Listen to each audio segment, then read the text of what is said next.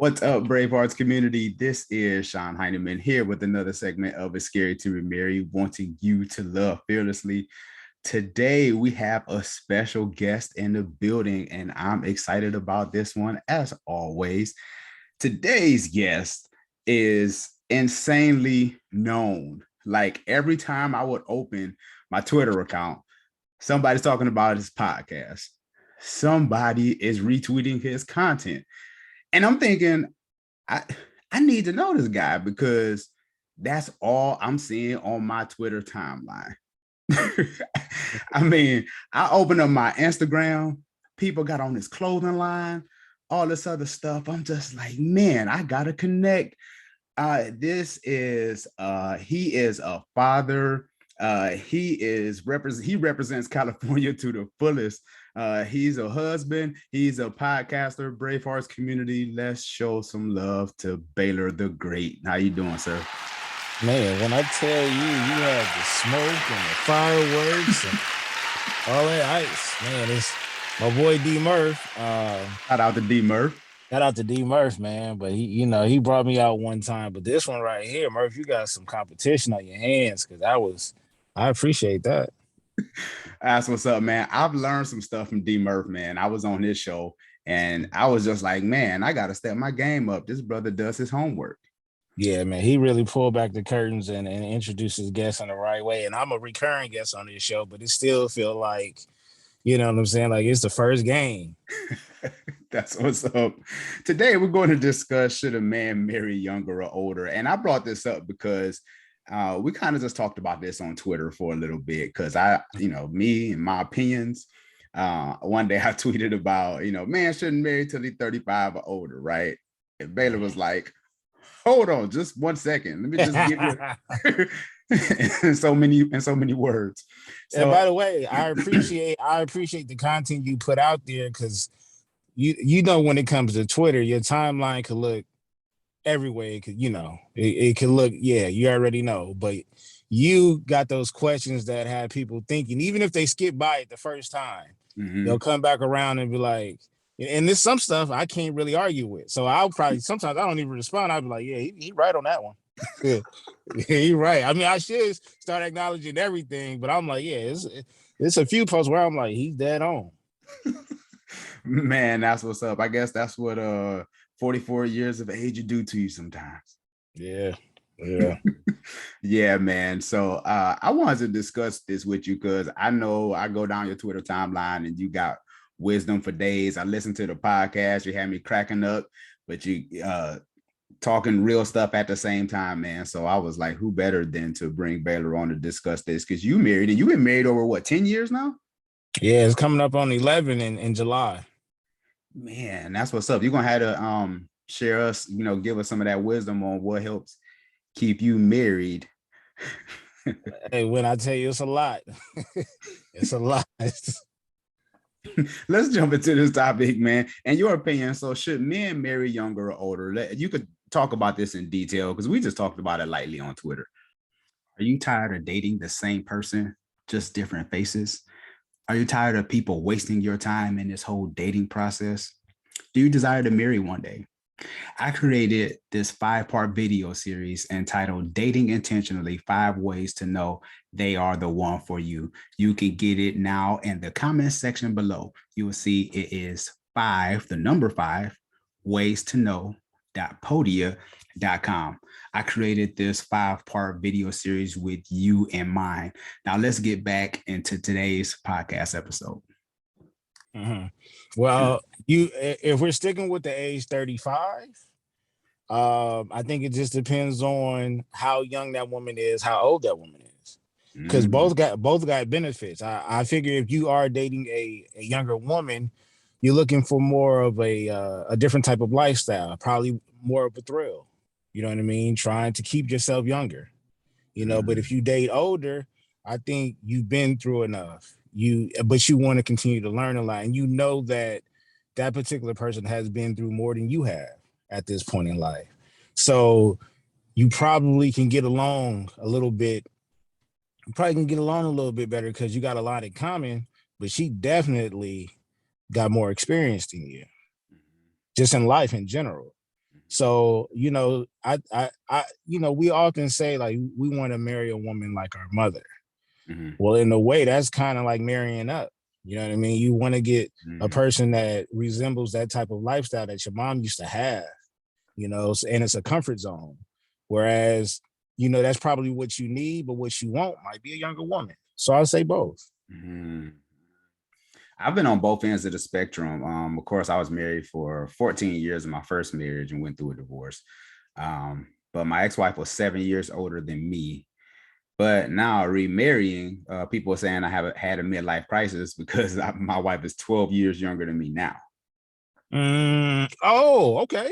All right. But you know what? I want to say this because my wife has been throwing this out because I've been asking for strange requests. She say, I don't think a midlife crisis is necessarily a bad thing. Expound, please. Well, I mean, who's to say that we can't, quote unquote, go out with a bang? We assume that we're gonna be here longer than we want to, right? So is it a midlife crisis, or are we just trying to live until we can't live anymore? as long as you're not harming anybody, go ahead and do what's gonna make you feel happy at the end of the day. Because if you gone, ain't nobody gonna care anyway. Yeah, right. It's over. Yeah. That's a good perspective. That's a good perspective because going through that whole process of remarrying and especially marrying somebody younger, people be like, I was 40 when I remarried. So yeah.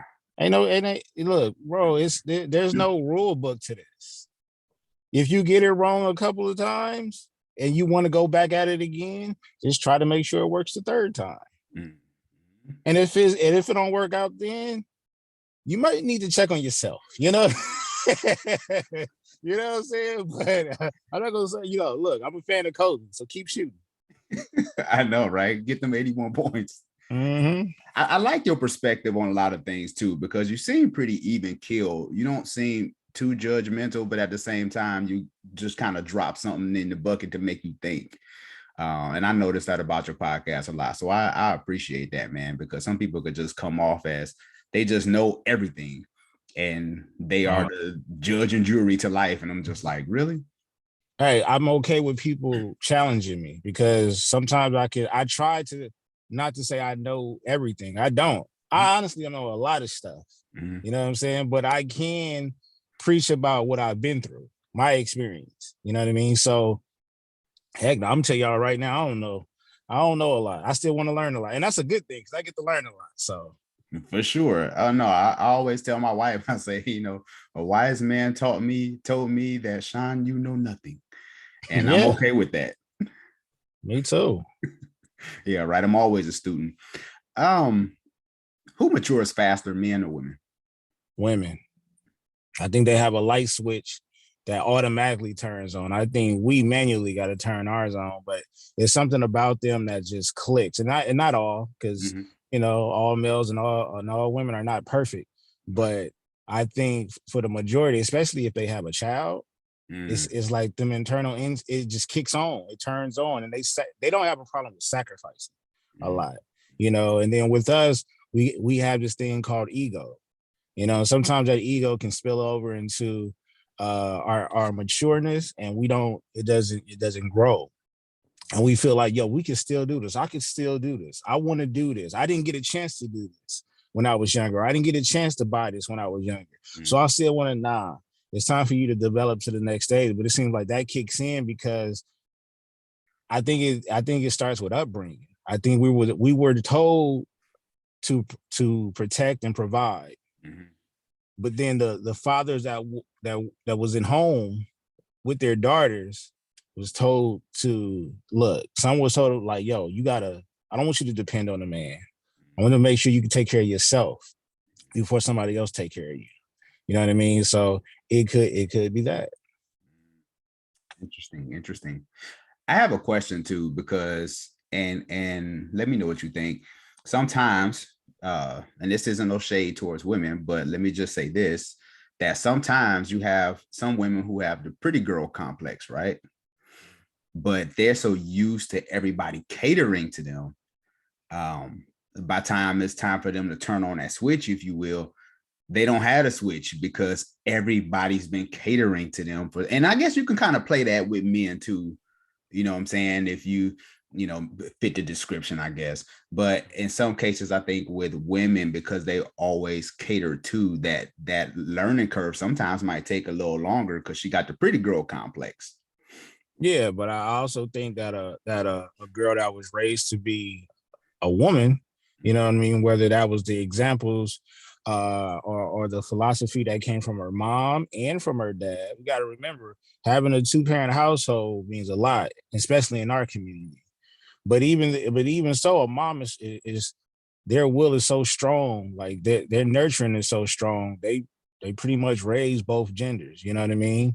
And I think when you have one of those moms that stay on you, it doesn't matter how beautiful you are, you're not going to accept any old just compliment, because in the back of their head, you know, you want to be able to do the things that your mom taught you to do. You know what I mean? Which is go out there and get your own, pretty much. You know what I'm saying? That starts from, yo, you got to get these good grades in school so you can graduate, go off to college, blah, blah, blah, live the American dream. And some of these women don't get that early on. Some of them don't get attention until they hit the streets. You know what I mean? And it starts early. It's sad to say, but I remember being in middle school, walking home with a crowd of people, and it was a grown man passing by honking their horns, and I didn't realize, like, y'all grown men honking at middle schoolers. You know what I'm saying? And that's part of the reason why I feel like they do grow up a little bit faster as well. You know, so you're right. So they do get that attention early on. But like I said, that teaching from home, if it's good enough, it'll stick, you know. That's good, man. Yeah, because they will get that attention from the older guys. So, you know, because you do get a lot of women that's like, I like to date older guys, you know, or, you know what I'm saying? Because I guess we do take a little bit longer to mature. Hey, I mean, I know you've been in the middle school or high school where I know majority it was high school when a cat graduated a year or two ago and they still coming back up to the school. Yep. Well, we just finished talking about who matures more. You know what I mean? Is it the younger girl dating up, or is it the older dude that graduated 2 years ago dating down? Interesting. I agree with that. Damn, that's good. I didn't even think about that. But yeah, it's all too common, right? Like you say, you like, man, you don't, you know, you graduated when I was in 10th grade. What you still doing up here? Do you think men should stay single, or do you think they should marry? Whatever fits their lifestyle. Because marriage ain't no joke. Hey, it's no joke, brother. Like, and I understand where they come from, because and this is not to no disrespect, but this is really hard work that you got to stick with. You got to work on this because the benefits can run out at any moment. That's the thing. See, they want to work, they want an easy job with mandatory benefits. Your benefits as a married person can fall off at any moment. Y'all can start beefing and too tired to work on what y'all beefing about. Boom, the benefits can get cut right off. Dang, that's true. Yeah, because one thing I learned from going through a divorce is marriage is fragile. If you don't put that work in, I mean, I divorced after 14 years. So if you don't put that necessary work in, like you said, that benefit will run out the next morning. And for a cat like me looking at you, like after 14 years, that, you know, that worries me, but that keeps me on my toes. You know what I mean? Because it's like, man, 14 years, that's, bro, 14 years of your life. That's a bulk of your life right there. And, you know, we do, as men, we try to build these empire. And like I said, it doesn't matter how many times you start over, as long as you keep going. That's the blessing behind it. Like you could do it over. Sometimes it could be her mistake. It could be your mistake. It could be both of y'all mistakes. But if you work on it, get past it, you'll be good. But for some people, they don't want to work. They don't want to do that type of work. I don't want to say they don't want to work hard. They don't want to do that type of work. I know how it is feeling like that emotionally. When your wife ain't talk to you in like a couple of hours, the house is cold. The tension is thick. You know what I'm saying? Everybody quiet, because you already know when the wife is quiet, the whole house it's a totally different climate. You know what I mean? And then us as men, more so than not, we gotta apologize whether we were right or wrong, just so we can change the climate. Yeah, You know what I right. mean? So, and a lot of people don't want to deal with that. A lot of Mm. guys don't want to deal with that. A lot of women don't want to deal with that, and they shouldn't have to. But that should be talked about prior to like even to engagement. Are you willing to fight these 12 rounds and keep getting back up? Mm. Man, that's real. Yeah, because you got to have that emotional maturity, right? Like even being married to somebody who understands empathy. Because sometimes, you know, if you got a woman who's mature, she'll come to you and be like, you know what? I dropped the ball on that one. But it's more than maturity though. You got to have willpower. You ever go to the gym, whether you with your homies or with a personal trainer, and you doing push-ups or sit-ups or something like that, and they told you to do 10, but once you get to 10, they like, all right, come on, one more. Yep. And that's kind of like marriage. Are you willing to, you know what I'm saying, pull through? You know what I'm saying? Sometimes cats give up, like, man, I'm tired. Come on. Mm-hmm. I can't give So you one more rep. I can't give you no more rest, but you literally got it in you, though. Got it in you. Like sometimes you got to put down. Sometimes you got to put down the masculinity. You know what I'm saying? Sometimes you got to put down the pride and just say, look, it's not my fault, but I understand why you upset, or I understand why you sad. Now, if you need to just have your time, I'm gonna do that. You know, I can do that well because I can go turn on this PS5, easy. But if you just want me right here and don't want to talk, I Yeah. could do that too. But I'm gonna turn on the TV. Like I'm gonna do whatever we gotta do to get this thing rolling. Because in marriage, it's not about the mistakes that you make. It's about being there for your partner when it has nothing to do with you. Because you can control your actions, and sometimes you just not gonna be aware of you messing up, but you know you got to fix it. You have an opportunity to fix it. But what if her father or her mom passes away? How you gonna be there for her? What if she's going through it at work, like really stressed out? How you gonna be there for her? Friend drama, or she just her PTSD, shit that happened in her life. I'm sorry for No, you cussing. good. No, Okay. You Baylor, we good. Sometimes something can happen in her life that that was there before you, and and the seasonal depression. How you gonna be able to handle that? Financial issues come up. She had financial problems before y'all even got married. Are you still on her side? Are you side-eyeing her like, well, I got my stuff together? Nah, because after y'all get married, it's one. That's your debt now, Playboy. Yeah, if you got bad credit, that's her bad credit too. You got decisions before you say, will you? You know what I'm saying? And even then, you still have an option before you say, I do. You just got to be man enough to step up and say it. Man, yeah, because I joke around a lot and I say I heard my bowels the second time around. I don't know if I heard them the first time around. I think the second time around I actually heard them. But you got it though. I got it though. Yeah. You got as long as you got it. Yeah, right. I'm like, look, I ain't doing this no more. This is gonna be it. We gonna do an extra rep. We're gonna run an extra lap because I'm nah. And I was divorced too. You know what I'm saying? But we had years prior to us being married, but we were only married for about 6 months, so it was almost an annulment. You know what I mean? But I went through that gauntlet. You know what I mean? I was gonna ask you, how did you get through that after? Because even after 6 months, you know what I'm saying, like to say I do, and then 6 months later, like how did you get through that process? If you don't mind. No, I never got through it. I'm still not getting through it because to walk away from that marriage, I had to walk out of a house that had 2 kids in there, but when so many people are saying how. And please believe me, I'm not the type of person that involved people into my relationship at all. But it was so obvious that it wasn't a good fit that her mom started to say something, and my mom had already said something, et cetera, et cetera, et cetera, until we ignored the red flag, which you should never do. And then I was like Popeye. That's all I can stand. I can't stand no more. Yeah. And I had to walk away. I had to. Mm-hmm. Mm. Yeah, that's real, man. Because I don't think people talk about divorce enough. I mean, in the sense of just the reality of it. You know, I just think They a don't lot like of they don't like talking about L's. yeah, right.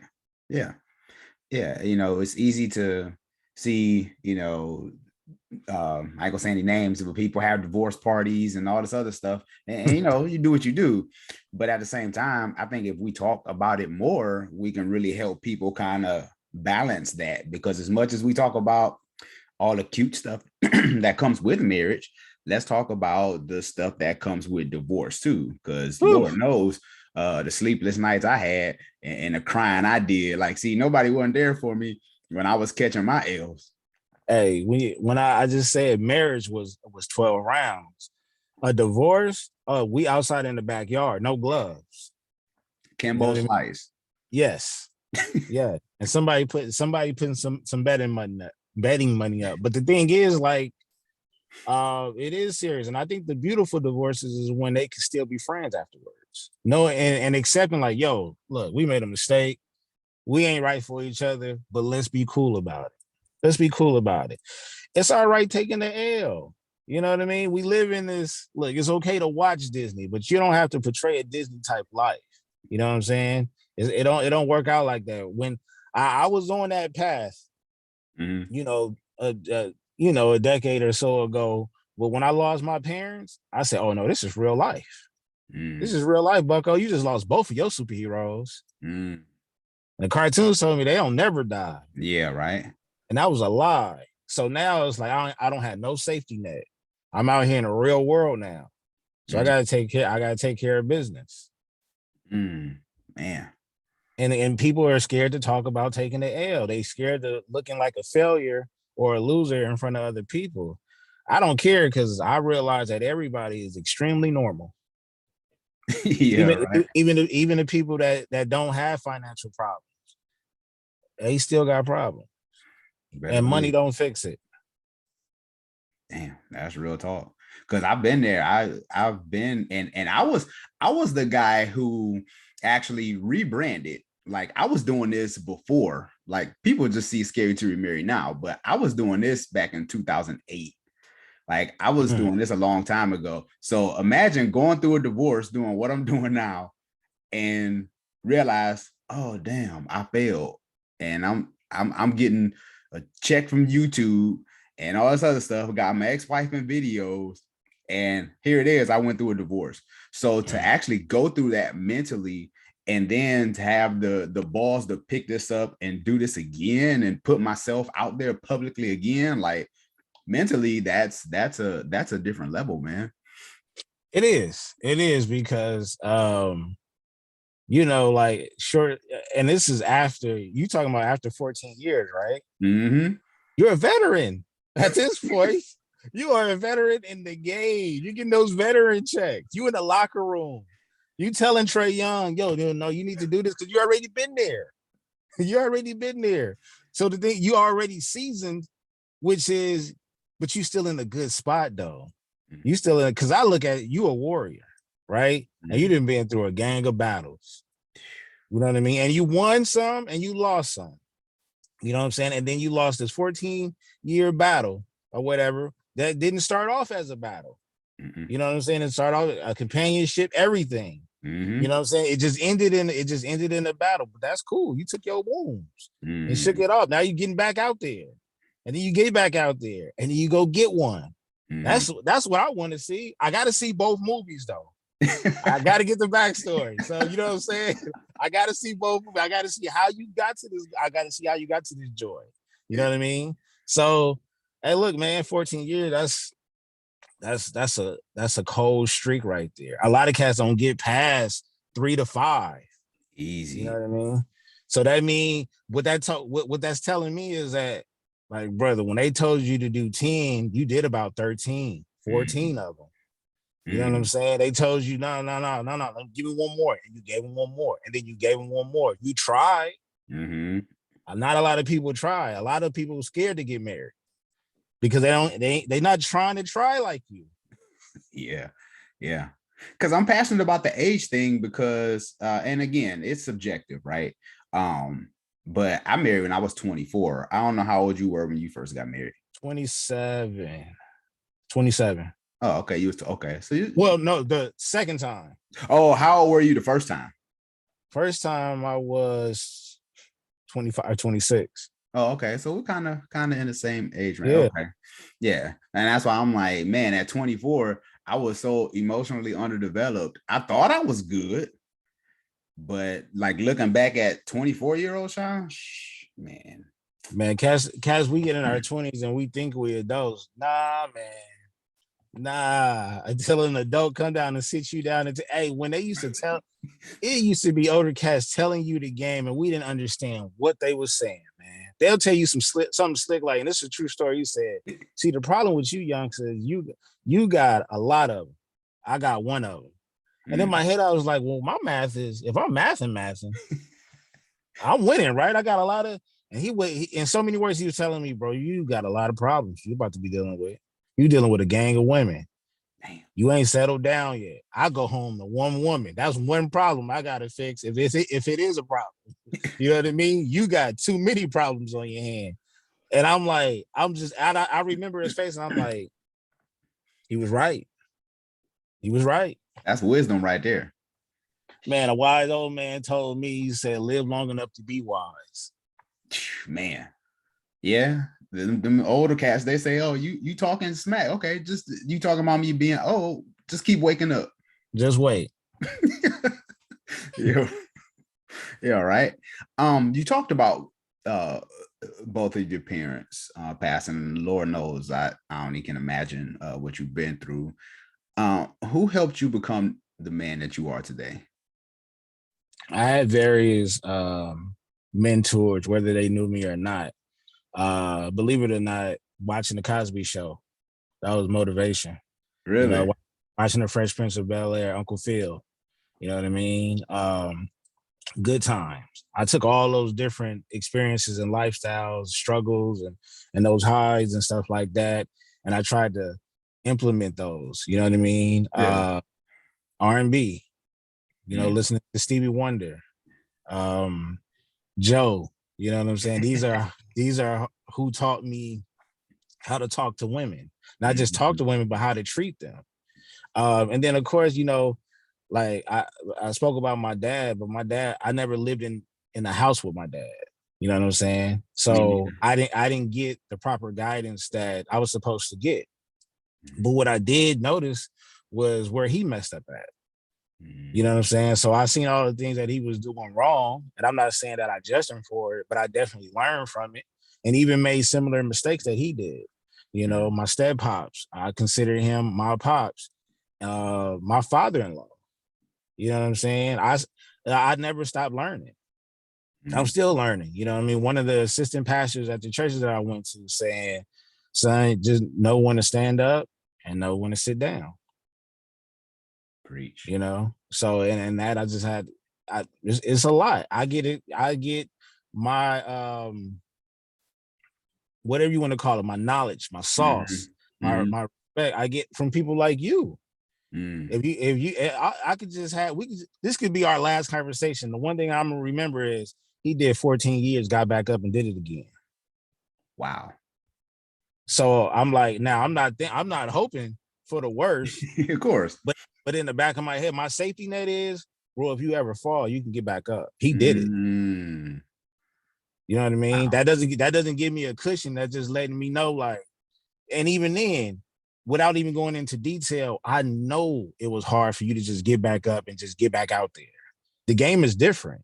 We're not talking about a 24-year-old, you know what I'm saying, leaning and rocking in the club, getting you some, you know what I'm saying? Yeah. We're talking about a cat that at this age, society expects you to be established in the world by yourself. You know what I mean? And then I don't know you personally, but I assume that you got great taste, phenomenal taste. And then in order to get one of those phenomenal, tasteful women, you can't come out here acting like that attitude of dating younger women. No, you better come with that attitude of being with an older woman or a woman in your age bracket. So that's where I get my mentorship from. I talk to you. I talk to Murph all the time. I talk to a lot of these fellas out here. My boy Be Honest has been married longer than me. I talk to him. They don't necessarily teach me anything like on purpose, but I pick up things. I listen. You know what I mean? It could be certain things. And look, you cannot do what I do with my wife in your marriage. It doesn't work. But what you can do is modify it to fit your marriage. You know what I'm saying? If I say I do date night, and me personally, we do every Tuesday and Saturday, we go to the jacuzzi for an hour and a half and just relax, unwind, and we communicate. We talk about stuff. We just don't, no, how was your day? Nah, we need to talk about why you been upset. Why you barking at me like that? Why you getting upset so fast? Where's the attitude coming from? On both sides. We shooting. But by the time we got out of that jacuzzi, let's get back and take care of these kids. For real. Man, I love that. That's real, because you got to have that communication, that real talk, that authentic talk. You can't just talk, Yeah. At the end of the day, it's corny. I know it sounds corny, but a lot of stuff that we think is corny is what we supposed to be doing. Man, yeah, right. And I done been around the block, brother. Ain't corny to me. I'm like, hey, whatever's gonna make it survive. Hey man, look, the older I get, the scarier I get. Man, I swear to God, I don't know why I'm so scary now. You don't live life a little. You don't live a little bit. You got some battle wounds. Yeah, man. Sometimes sometimes online I just be like, I just want to go back to the 80s where we didn't know nothing and we just start creating stuff. Man, well, you actually had to have patience when stuff actually came in the mail when you order something. Yeah, it definitely wasn't no online at that time. Yeah, right. We get all kind of packages coming to the house. I was like, what's this? I don't even know what the heck is in this package. Yeah. Man, this has been a great show, Baylor. Thanks, man, for taking some time out of your busy schedule to stop by Scared to Be Married, man. Any words of wisdom, anything that you want to give to the Brave Hearts community, anybody who's watching this video, listening to this podcast, any quick Baylorisms you want to drop? You had a post today, and again, to my point earlier, I was like, I want to go back at him, but he's right. And I think it was something like, your ring don't give you superpowers, or don't make you a superhero. Man, listen. And I was like, you know what? He right. I'm gonna keep scrolling. He right. He right, because he right. He right. People think you put that wedding ring on, like that's gonna stop you from cheating, or that's gonna. But you gotta tell the other side though. Hey, see, I like you, man. You gotta tell the other side though. The other side though, this comes with unnecessary attention, doesn't it? Damn, that's a whole different show. It's a whole different show, and we'll shelve that. We'll shelve that. But this right here, no, it ain't superpowers, but it does got some honey on it, and them flies sure do be around it. For real. Damn, and I ain't even think about that. Oh man, I think about it all the time. But you know what, man? I appreciate your brand on Twitter. I think it's one of the dopest, because it's content that you think about while you scrolling, and you can pick and choose if you want to agree or disagree. and because of your demeanor, nobody is looking at it as one-sided, like whatever he says goes. I think some of the stuff you put out there as bait, but it's good. It's great topics though, and people need to talk about that. So I appreciate you for putting that on a timeline. So other than me looking at sports or somebody complaining, or you know what I'm saying, or something like that. So that's dope content. Keep doing that, man. We need that. Thanks, man. I love Twitter. It's my favorite social media platform, man. I love Twitter because you can say what you need to say and keep it moving. Yeah, and you never know who's walking by and seeing it. Never know. Man, that's what's up, man. Well, I just want to acknowledge you, one, for being a voice for the culture, because your podcast, like I say, you be dropping them wisdom bombs, and sometimes you got me laughing, but then you got me thinking, and I'm just like, this guy's hilarious, man. But I was like, damn, because you was talking about being a sellout the other day, and I was like, man, this is so freaking real. for us people, this Mm-hmm. whole sellout stuff, I'm just like, man, you were just hitting on some points that I just didn't think about. And I'm just like, Yeah. I'm gonna let your viewers know now. I'm for sure a sellout. By y'all standards, I know I that's sold okay. out. I sold alone. I sold before Bitcoin. So I'm out of there. Hey. Like I said, that classic line, yelling Compton, but you move to Riverside. Mm-hmm. Hello. Hello. Hey, ain't nothing wrong with that, man. You gotta do what's best for you and your family, man. Absolutely. Yeah, so I want to acknowledge you for that, for being the voice for the culture, man, for taking care of your family and being an example. Again, because we need more voices like you out here and creating thought-provoking content on your podcast. So I want to acknowledge you for those things, man, and continue to do what you do out here in these podcast streets, in these Twitter streets, and even in your own personal life. Because Dave Chappelle said Twitter's not a real place. So I get it. So you doing this thing in real life, and I think that's really what matters the most, for sure. I'm pretty sure you was dope before social media. I appreciate that, man. I really do. Yeah, we don't acknowledge other brothers enough. So I think that's something that we need to get more into, because you never know what people are going through, man. So Yeah, and I encourage people to if you are going through something, you know what I'm saying, push that ego out of the way and that pain out of the way. Go talk to somebody, anybody. Hell, you can call me. I ain't gonna lie to you. I probably don't have the answers, but we can go get something to eat. You know what I mean? I know you're gonna get happy if you want something to eat. You know what I'm saying? I ain't got the answers. If you tell me something, I'm gonna tell you my experience. I don't even like giving out advice. I'm just gonna, you know what I'm saying? I just want you to be happy. Go find something to be happy with or about, and I'll help you with it. That's it. hey, that's what's up, man. A full stomach, man. People are listening. Yeah. You start to feel a little bit better when you got something in your belly. Yeah, especially if you pay for it, right? Yeah. Well, look, all right. We might have to go Dutch. All right. I'm married. Baylor, let everybody know how they can get in touch with you, man. Give us your contact information. At Baylorism on Twitter and TikTok, at Baylor the Great on IG. And yeah, check out BTG for President, Open Room with BTG, part of the Rare Science Network, Lunch Break Productions, Black Horror Humor, The Breaks Radio. I love everybody until further notice. That's what's up, man. And make sure you go and leave a rating and review on this podcast on Apple Podcasts as well.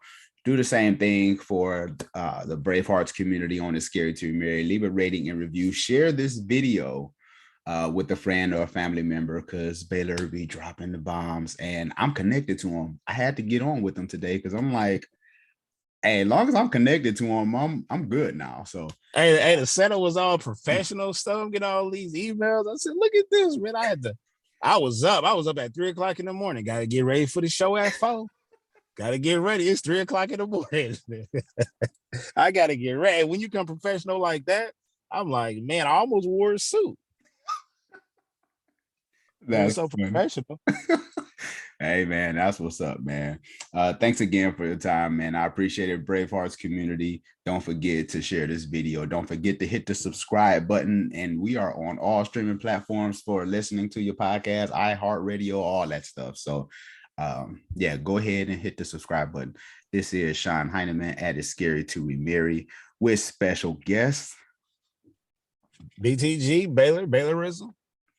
For president, make sure y'all vote for Baylor. BTG for president. I forgot I'm the president. I mean, that's not a job you're supposed to forget either. But all right, people, y'all take care.